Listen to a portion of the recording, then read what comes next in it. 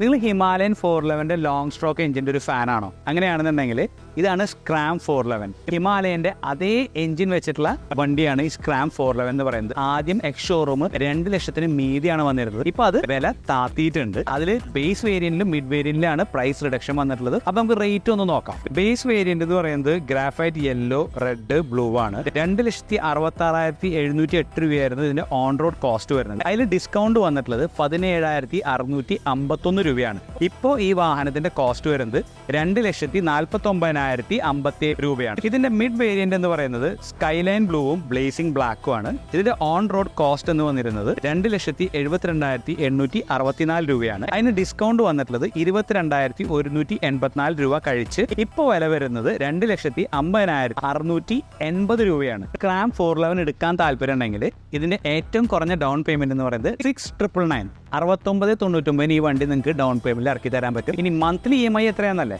6,157 രൂപ 60 മാസത്തേക്ക്. അപ്പോൾ നിങ്ങൾക്ക് എടുക്കാൻ താല്പര്യം ഉണ്ടെങ്കിൽ താഴെ കാണുന്ന ഈ നമ്പറിൽ വിളിക്കുക.